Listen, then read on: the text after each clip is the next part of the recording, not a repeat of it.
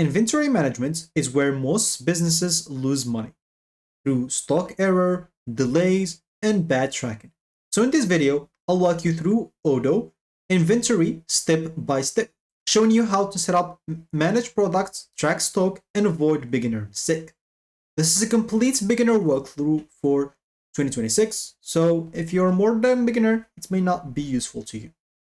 So Odoo Inventory is designed to track stock in real time, manage warehouses and locations, handle receipts, deliveries, and transfers, and integrate with sales and purchases. It's basically best for small to medium businesses, warehouses, e-commerce, and retail, the businesses that needs accuracy, not spreadsheets. So if you only sell one product occasionally, this may be overkill. So to get started, you can just go and log in into Odoo and go to apps and make sure to install the inventory application. If you don't know how, as an example, once you're logged in into Odoo, you should find yourself here. Of course, they'll ask you to verify your email, make sure to do so. Then you can go and click on apps. Here, you can look for inventory. And for me, as you can see, I already have it installed.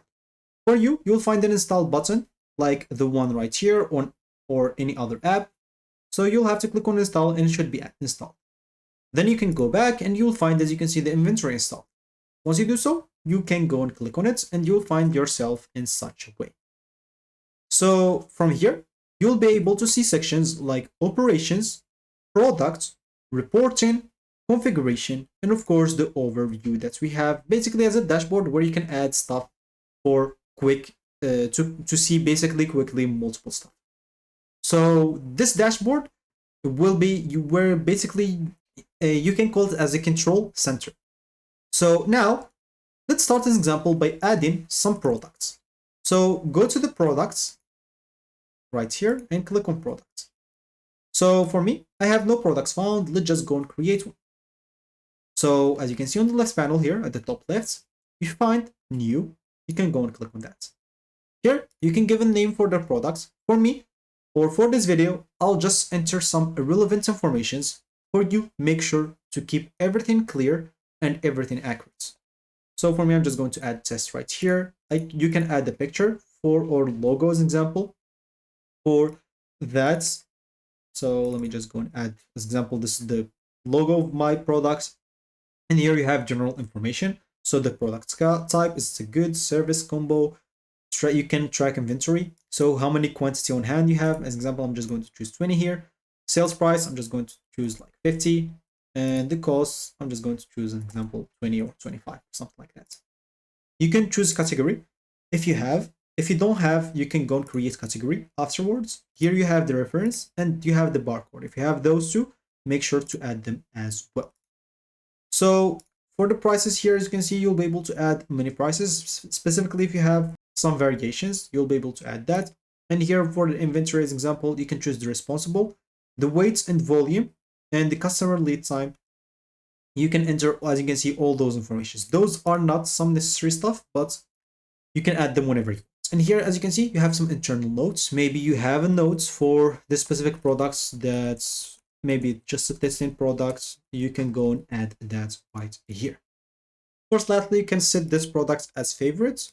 So maybe you have some different like favorite products that you want to see or that you want to keep in mind, or maybe some product that you are testing. So you're saving it as favorite to see how they are doing.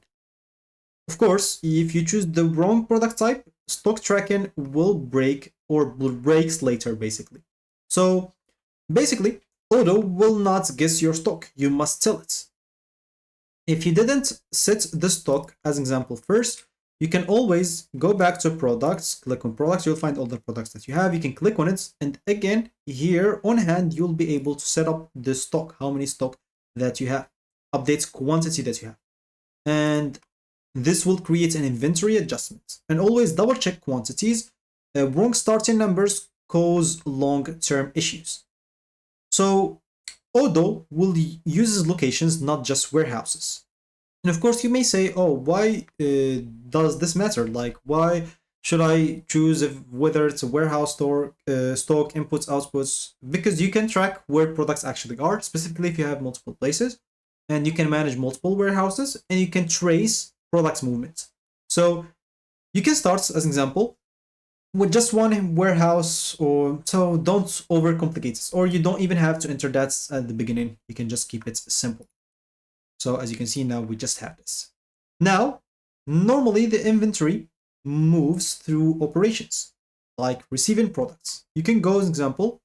So if you're receiving products, let's just go back here. Oh, that's there. Let's just go back to overview. You'll find yourself here on the receipts.